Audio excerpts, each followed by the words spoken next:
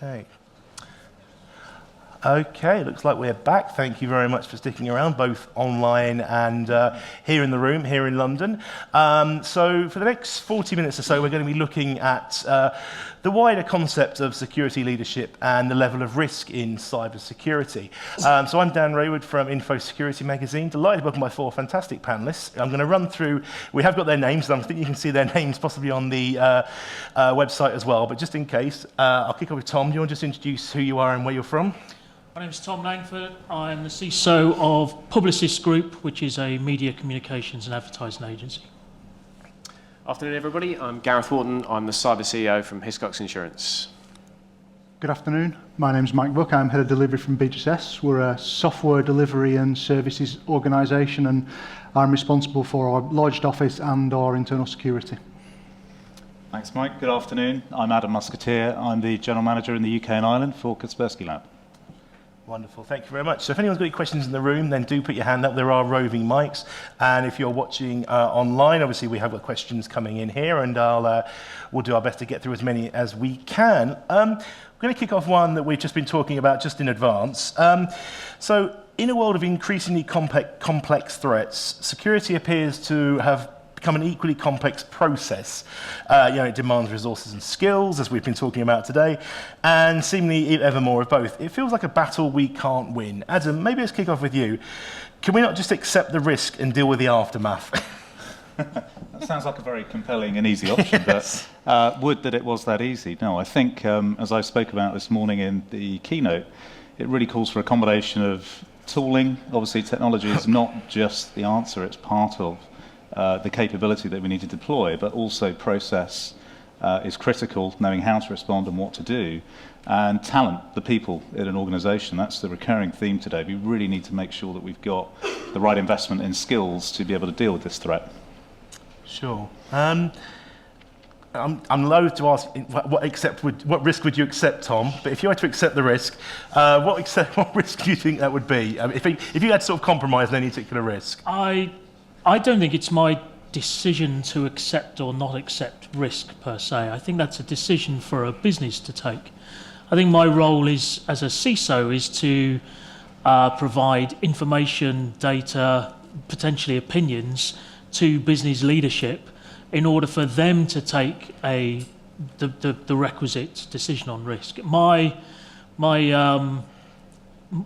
decision on a security risk is not the final one by any stretch of the imagination. Security is not the special flower that demands that it trumps all other risks, because there's financial, there's cultural and social, there's people, there's legal risks that all have to be taken into consideration. So I honestly don't see it as my role to accept or not accept a risk. Yeah, fair enough. We have had a question in. Acceptable risk. What about spending more money on protection than the data is worth? Gareth, maybe do you want to... Surely most people probably are spending more money than the data is worth. I don't know. Well, I hope not, because your business probably isn't set up well if you're spending more on protecting it than the earning money from it. I think there's a couple of interesting points. I'm definitely with Tom that it needs to be commensurate to the risk. And most of us will own houses or live in houses. Most of us will buy home insurance because we believe the threat of burglary against the cost of the insurance makes sense. So it's that arbitrage about how much risk do I want to take. How much do I want good locks on my doors? How much am I going to spend protecting the windows? How much am I going to tell the kids to shut the door after they've left? What am I going to do to protect myself? But then what am I going to do with that residual risk? Is it a big enough risk I want to insure? So working out where that line is. And like Tom says, some risks, there's an amount of risk that you can manage down. There's an amount of risk that you'll go, okay, I'm willing to take that risk, i.e. the data isn't worth that much. If that got out, it's not going to cripple my business. And there's some you might say, well, that is a big deal. If I lost that, that would be a really big problem to me, so I'm going to insure that out. So I think there's a bit about categorising your risk. I think that fundamentally comes down to some fairly tedious things like knowing where my really important data is, how am I going to protect it, and what do I need to do differently. So they're not necessarily very, buying insurance isn't glamorous. Working out where your critical data is not glamorous, but they're really important steps into making sure you understand your risk. And I think a lot of businesses, the guys talked about it just earlier, that understanding, I think we're getting to a position where CISOs and the business are starting to understand their own risk and the conversation is now moving on to what's in my supply chain, what's up and downstream, who's got my data, and who else's data do I have that I have to protect like my own data. So I think, for me, there was a Talk was certainly a watershed moment at Hiscox because the chief exec was up there having to talk about things that they didn't understand, and that's not a comfortable position.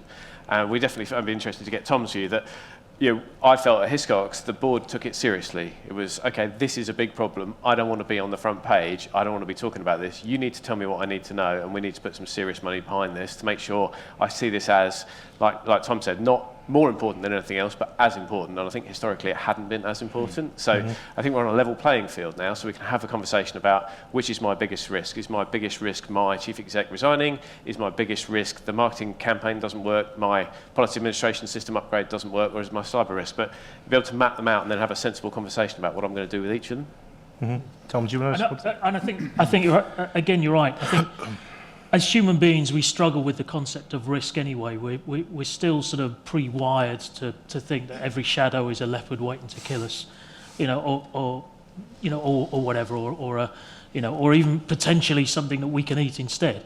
I think our understanding of risk and how we categorise it is very often flawed. How we describe it is very often flawed. And we'll conflate certain risks and reduce other risks. So as professionals, we need to actually establish a far better and far more accurate baseline as to what a risk is to an organisation.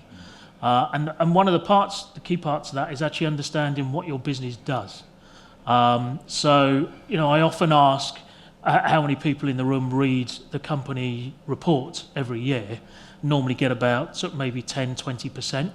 The other 80% of people, I would suggest, don't know what their business does. And if you don't know what it does, you don't know what the risks are. And if you don't know what the risks are, you're actually protecting the wrong stuff, potentially. That's a great point. Mike, let's maybe throw it to you as well in terms of being part of the business. Is that important for the security team? Because we had this joke, we were talking earlier on about the IT crowd, and they're sitting in the basement. I'm sure most people have seen this, where they're very separated from the business. And it's, we can laugh about it, but it's quite tragic that this happens.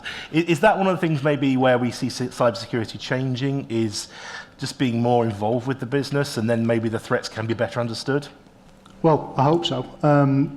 For our particular organisation, the IT team is part of the operational business. So day to day, the operational business develops software. We help customers with complicated systems. We build new things. We replace legacy. We implement open source. The same people who make the decisions on that make the decisions on IT. So the people who decide what tooling to use to develop software and how to do continuous integration and how to get software out to clients are the same people who are working hand in hand with the IT team to decide how to implement that tool, what does security look like, what does the security policy look like. I think for me, listening to these two gentlemen, the thing, and the earlier speeches, the thing that really strikes me is this is a very layered thing. Security isn't about, just buying Kaspersky or McAfee or whatever else there is out there, because you can spend as much money as you like. It's fundamentally about the people. It's a complicated pyramid, and if you haven't got that base in place, and you haven't got people doing the right things and trusting each other, then your tooling won't help you. Absolutely. Ultimately, it's a tool, isn't it? That regardless of Kaspersky or whoever, it's a tool that aids you in the job. And obviously, the new one today, which Alessia was talking about earlier on, it's a way of aiding you in targeted attacks protection. But ultimately, it's how you use it, I suppose. I mean, is that where you agree? It's not just you don't put this in thinking, right, that's it, problem solved. Cup of tea now. Yeah, do that. Yes. Coffee usually. Right. You've got to have lots and lots of different things to look at. This is great for the client. It's great for protecting a certain type of individual. When you're dealing with complex, large server estates running across multiple clouds, this will have a part. There'll be a much bigger solution out there as well. I noticed outside there was an organisation selling open source intrusion protection and looking at where the vulnerabilities are and what you should patch. That's a part as well. It's a very, very complicated landscape. Before watching the speech, I was trying to think if I was a small organisation, because we were exchanging information on whose company was the biggest, and you won by quite an order of magnitude. Yes. 90,000 versus 1,000. I struggle with that. But if you're a 2, 3, 4, 5, 10-man organisation, wow, it's really hard nowadays.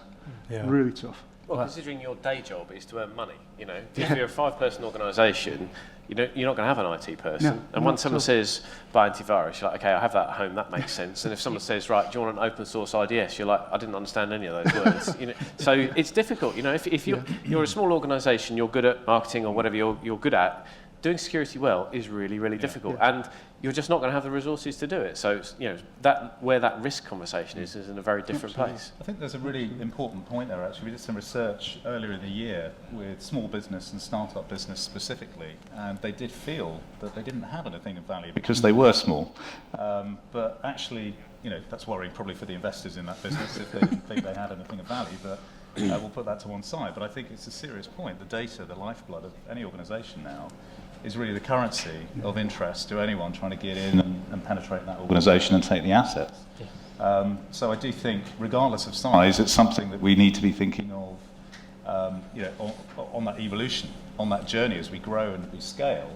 All of the principles around security and best practice are very relevant. Yeah. I think you pick up on it exactly on the risk thing, and understanding the risk. They don't feel like they have anything of value. If you go back 20 years, the laptop was the asset, the most valuable asset, because it was blooming expensive to replace. And therefore we had laptop lock leads that would lock them to everything and were a complete pain in the backside for anybody who wanted to be mobile with their mobile computer. Nowadays, encryption, full disk encryption of virtually any type or flavour or whatever is good enough. That means you don't need that physical lock. And if you lose the laptop, actually, the first question is not how much was the laptop, but was it encrypted? And if it's encrypted, that's fine. So the whole sort of paradigm, as it were, has shifted, and people are still thinking in that old term of, if I can put my hands on it, that's what my risk is. That's where my risk is. Yeah. So the small companies, if they were to lose all their computers, they go, oh, how are we going to replace all of our computers? You know, I know my customers because I've got them written in this little book. You know, but actually everything else on there is what's most risky. Does that come to what you're talking about knowing the business as well? If you know that your business, for example, makes stationery, let's say paper. You know, you make paper, then you know the value is in the product, in that hard product. So, you know, example, your risk to, you know, temperature control and stuff like that. You know, so I'm just thinking a wider example. So is that what comes down to that then, actually? If you understand what the business is doing, you understand what your need to protect is.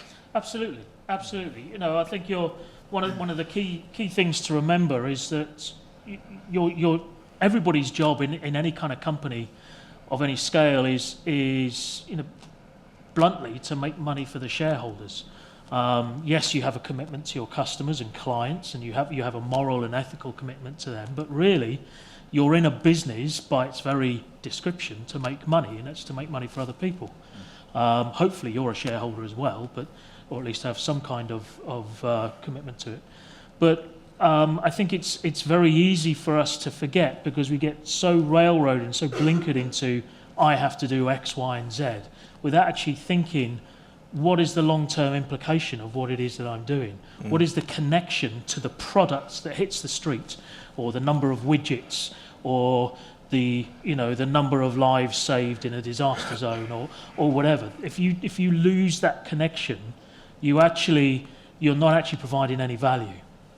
I think Tom makes a good point that, you know, you're right. It used to be the laptop that was important. Now it's the data that's on that laptop that's important. That's a lifeblood of most industries now. Even if you're a small company, I mean, we paid a claim for an optician's. One of the members of staff got an email saying you've been caught speeding.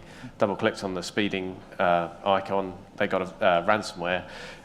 Took out all of the 3 branches of the opticians, so they couldn't see any customers, they couldn't place any orders, they couldn't give anybody new glasses, and it's just, your business then doesn't work. Even though you're an optician, your business has 3 shops, it's physical locations. Without the data to run that business, your business doesn't run. And I think it's moving from that shift to, I've got a physical laptop I need to protect, that thinking about data, if that was a pile of money on your desk, you wouldn't go out the door in the evening and just leave a pile of money on your desk. You put it in a safe. So what's the data parallel? If that's what's most important for me, yes, I want the right security around it, yes, I want it backed up, you would take sensible precaution around it, and just changing that mindset to, yes, I might be a widget business, but fundamentally it's the data that runs the widget business. Yeah. Is there anything in the room? We'll take to a slightly different angle here. Question, is there a concern that companies will invest in cyber insurance instead of IT security? Mike, let's maybe see what your thoughts are on that. You give me a look. But I didn't mean to give you a look. No, you're probably thinking about it, weren't you, really? But yeah, in terms of, cyber insurance has been kind of talked about for a few years now, and it's, I know it gets a few people kind of mixing, it's a bit Marmite in terms of, one way or the other, but I don't think is any company ever going to spend more on cyber insurance, or are they going to trust more in cyber insurance? Is a slightly better way to put that. Whenever we deal with a client, we look at the contract with the client and we look at what the client is asking us to do. We have on occasions been asked to get cyber insurance because the client feels that's required for their data. We look at it on a case-by-case basis. So I think what I would say in terms of cyber security insurance is you've got to, again, think about the risks that we've been talking about. You've got to look at that. What are you trying to protect? What's likely to be the threat? And to use the analogy from before, have you left your windows open on your house? Because if you have, it's pretty pointless buying your cyber insurance. For us, I don't think we'll go down it wholesale. It feels more like we should invest in improving our security posture, reducing our risks. I think cyber security insurance will take us some of that way if we bought it, but what cost reputation?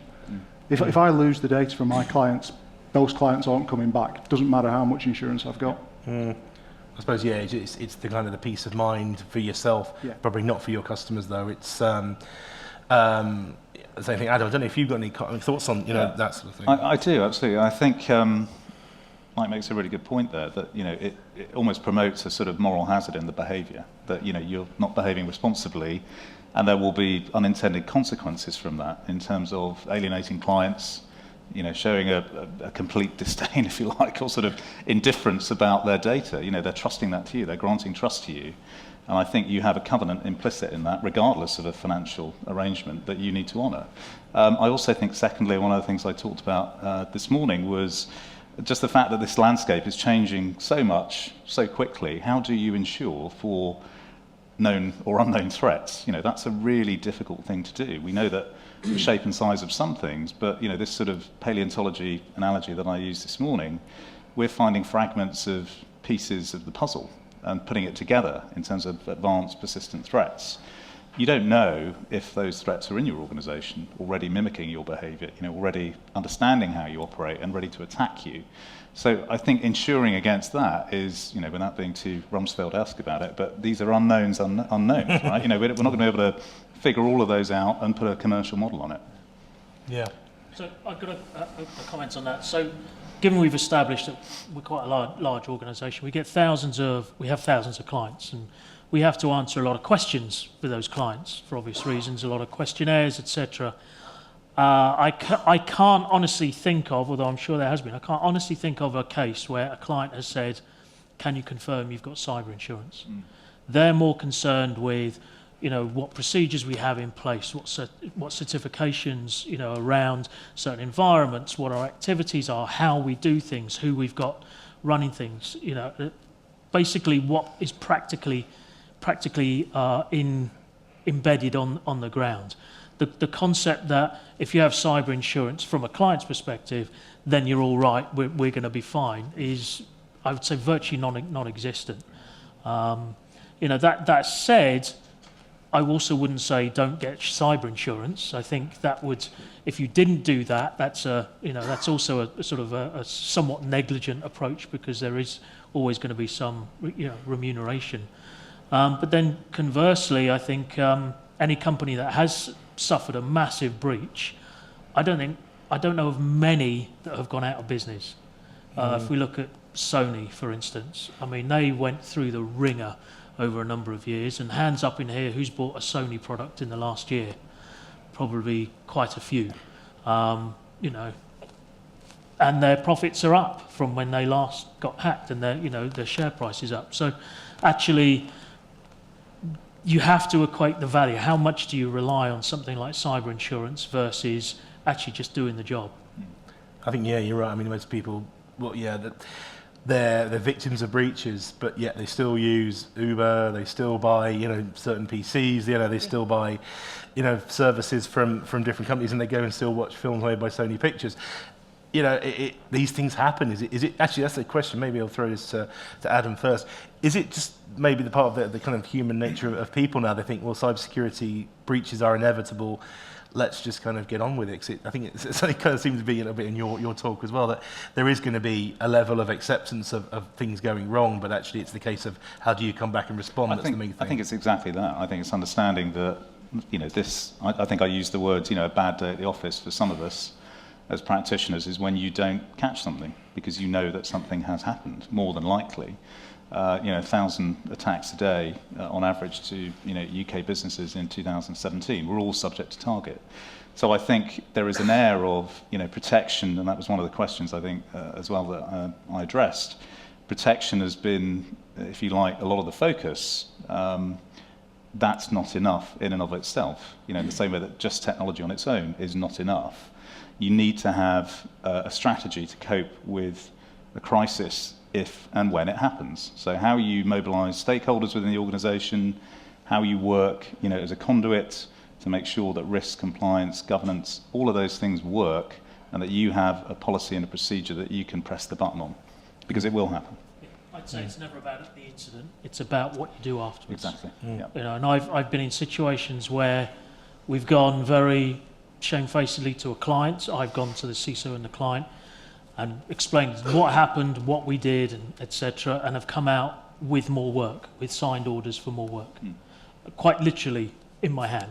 So, it's because there is an acceptance that it is an inevitability that I think is good. That doesn't mean, of course, that businesses are like, oh, it doesn't matter, it's going to happen. That comes after they've said, don't let it happen. Yeah. I think there's a bit of a snow blindness about the attacks. There's an inevitability about it, and people do become a bit blasé about it.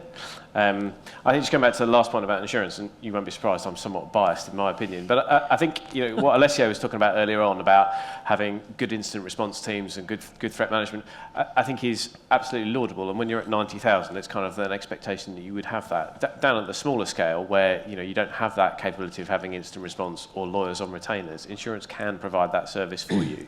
And it's about how that we would help you respond in an instant. It's not like having a TV stolen where you get a check.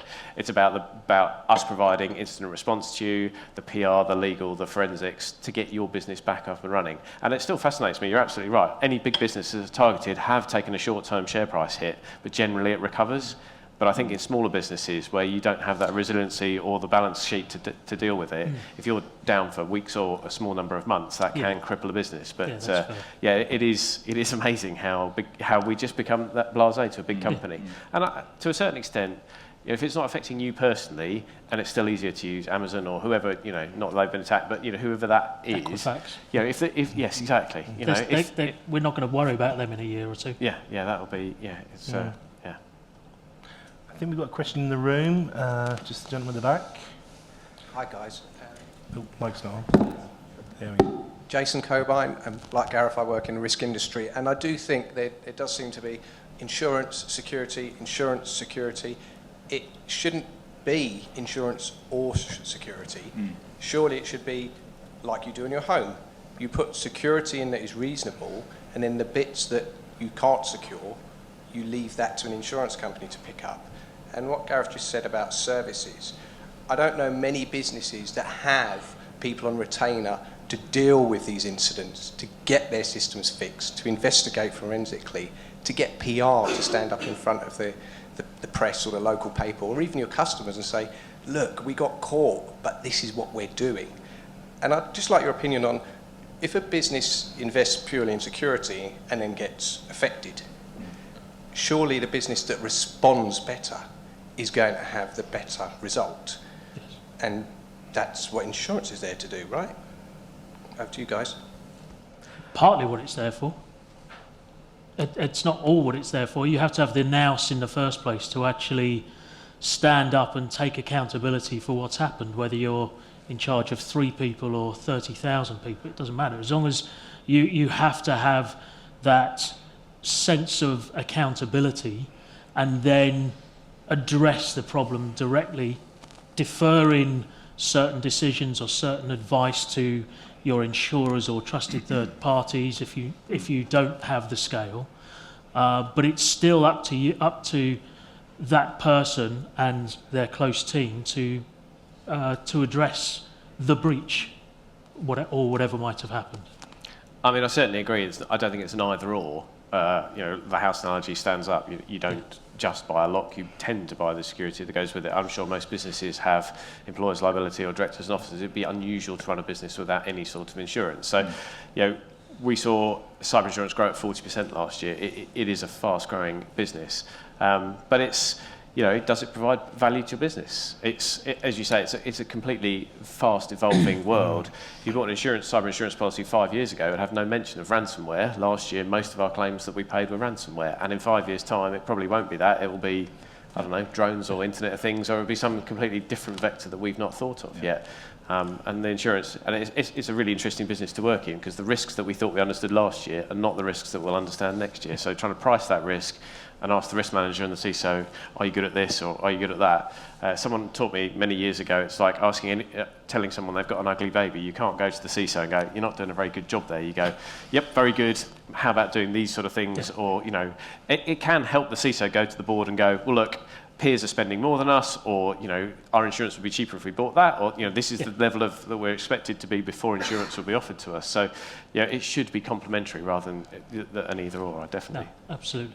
And in fact, I know for us, myself and my chief privacy officer, we got involved directly with pitching to the insurance companies that were vying for the business to try and show them how good we were, and therefore how low our premiums should be, if you see what I mean. So actually, again, working with your business, certainly at least the business of scale, that's going to help in that case. But when you're a smaller organisation, actually trying to partner with an insurance company, whoever that is, and understanding exactly what you get for your insurance, because your mileage may vary. You might get legal coverage, you might not get legal coverage. You might get technical advice, you might not. You might just get the cost of hardware replaced, or your excess might be £10,000, which is a bit of a bummer if you've only lost 5 laptops and a £2,000 server. So it's important to understand how effective it is going to be for you. Right, I think we'll take one more from online. This obviously encryption has come up quite a few times today. What's the best practices for data encryption? Quite a general question. So I'll let you all think about that. Maybe Adam. Yes. Yes. Yeah. I think it's got lots of good practices. Have them all. Have them all. Do lots of it. Yeah. Do lots of good encryption. Encryption. Tom, you've obviously mentioned full disk encryption and stuff like that, and I guess that they're in a digital world. I'm sitting with an iPad in my hand. Is it possible to put encryption on personal devices? That's been an issue in the past. Well, I think that's the best bit, is that encryption now is a bit like the antivirus of 10 years ago, in that it's ubiquitous and people know about it. In 10 years' time, I think on the whole, encryption will be invisible. So your device there, it's encrypted. It's already encrypted the moment it comes out of the box. It's a good product. There are products out there that aren't as good or have bad implementations, but I think the more transparent it becomes, the better. We don't need the less we hear about it, and the more prevalent it is, great. Because let's face it, it's a pretty complex topic. And the average person is certainly not going to understand it. It's going to be, is it safe? Yes. Fine. Is it one of those things like, maybe let's just throw this one to you, is encryption one of those things that's easy to sort of like, Tom said antivirus 10 years ago, easy to justify? You can say this is why we need it because it's in GDPR, for example, or because best practice say, is it a very easy one to justify to a board, for example? Yeah, I think it is. Everything we do is obviously encrypted, all our laptops, all our devices. We do a lot of work in the cloud, a lot of Amazon Web Services, Azure as well.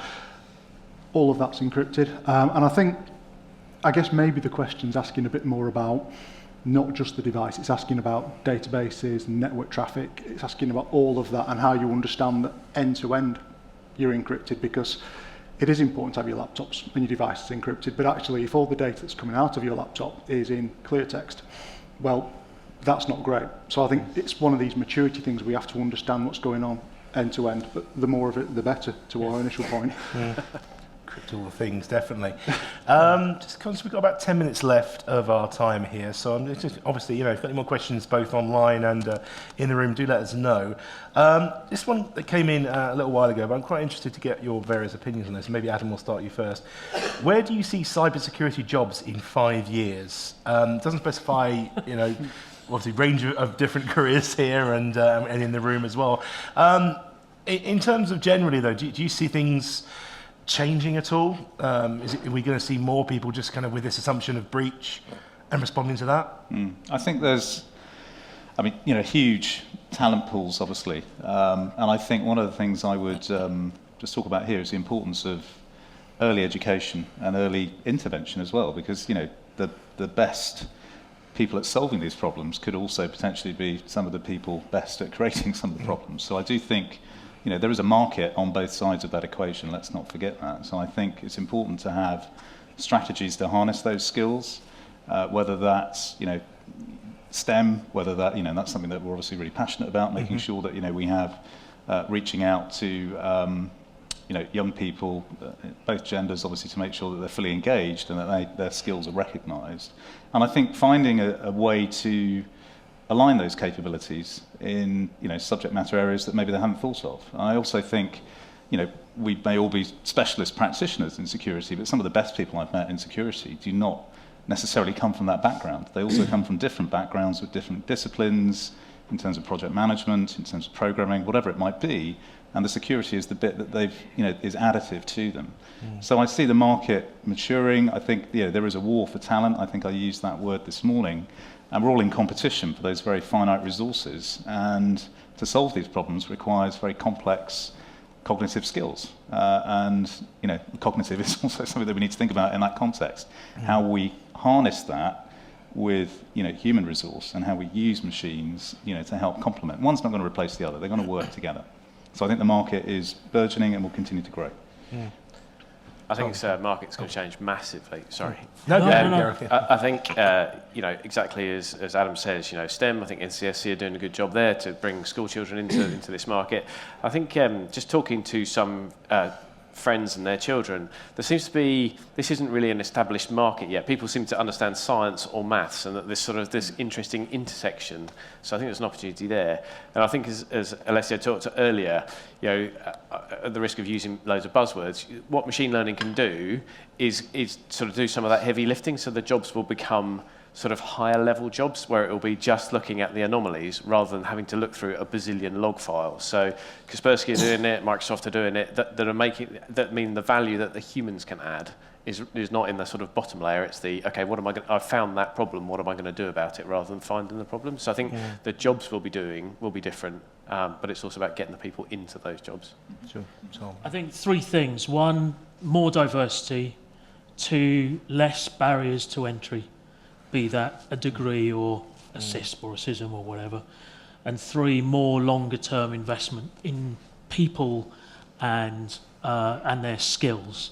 And I think those 3 things alone will get rid of what I believe the fallacy of the cyber skills shortage. Just a quick follow-up on that. You said about barrier to entry. Do you mean that in terms of, I think you mentioned the panel you did this morning in the main room here, you mentioned there's often too many times HR departments will say, right, this person hasn't got the right certifications, hasn't got a computer science degree from Royal Holloway or MIT or whatever. Is that one of the problems that we need to get over that level? Absolutely. I was telling a story to some people over lunch about we were looking for a red teamer, and it just happened in this geography, HR had to take first shot at it. They came back and they said they couldn't find any candidates. The 3 that they spoke to were rude and arrogant and very full of themselves. And I said, those are the 3 people we would need to look at for this red teamer role, because those are exactly the skills that we need, for someone to do that particular role. So, those barriers are put up by us, by ourselves and our own people, to even get people in. But you don't need a degree, as you say. You don't need a CISP or a CISM. You don't actually, in many of the, certainly the more technical skills, even need to have that particularly good social skills. Some of the best people at those kinds of roles are those that don't have those social skills. And we acknowledge that, and that broadens out, again, the type of people that we would employ. These are not customer-facing roles in many cases. And we need a very, very specific type of skills. And anybody who's seen Mr. Robot knows exactly what I'm talking about. And we've got one question just over here. Just here, I think we've probably got time to take. Thank you. We've heard about people, process, technology and underpinning insurance. Question is, how can we better understand how to manage our supply chains and the risks that they pose to our businesses? Talk to them. That's a really good question. I've got an example at the moment where I'm dealing with and we were discussing this before. I'm doing some security clearance work at the moment, and one of my suppliers is sending passwords in clear text to me, which is something that clearly is unacceptable. And I think we've been through the ISO 27001. We too go through the spreadsheets where we get 200 questions and we issue them to our suppliers as well.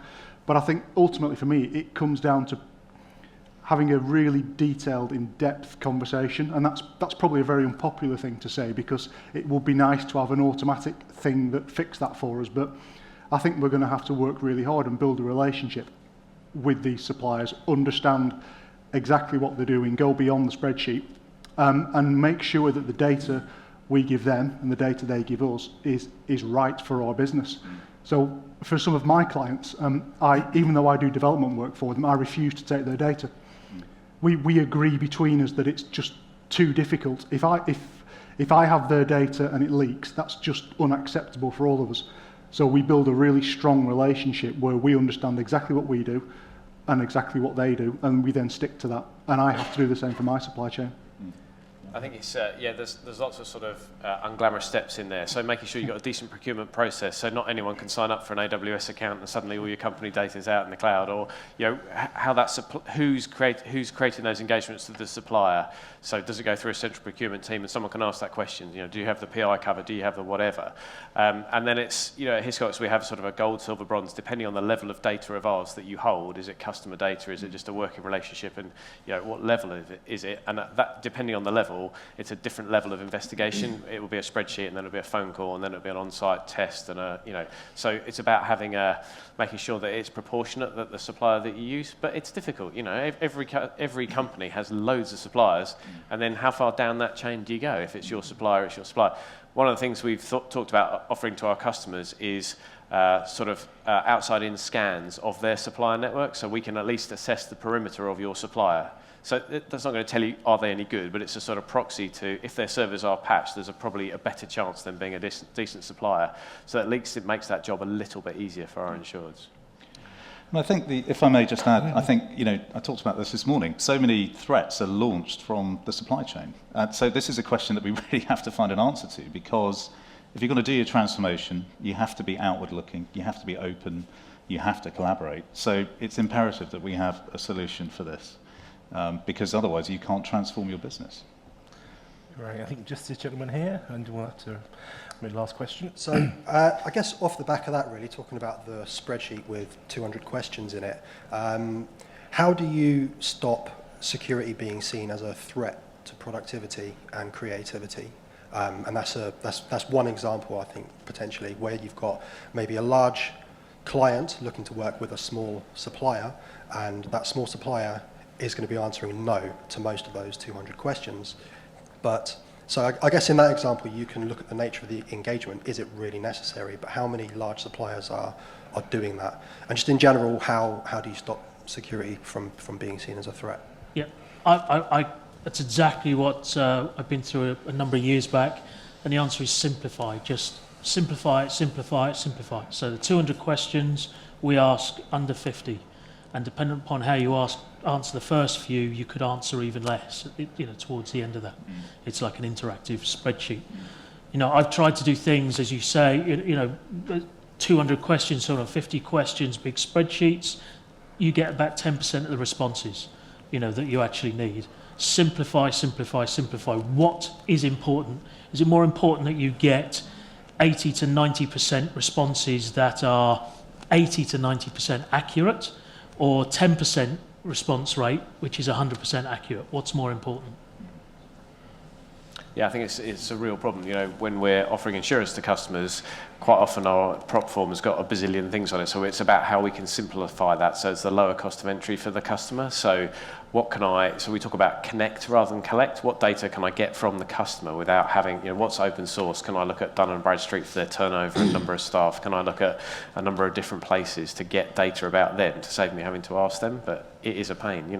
If it's a supplier, do they have Cyber Essentials? What sort of certification will that get me some of those answers? So can I save myself? But it is a pain, and there's no common standard. It's not ISO this, or it's not Cyber Essentials. There's NIST framework. There's like 50 million frameworks for different industries. There is no standard, and I wonder if that's a direction that we'll go to become a certain template for these questions, so that whether you're supplier to customer or whether you're insurer to customer, can we simplify that so that you have to do it once? You don't have to have Tom doesn't need to have a team of 5 people that are just there filling in spreadsheets all the time, because that's really not a good use of. That's not making anyone more secure. Yeah.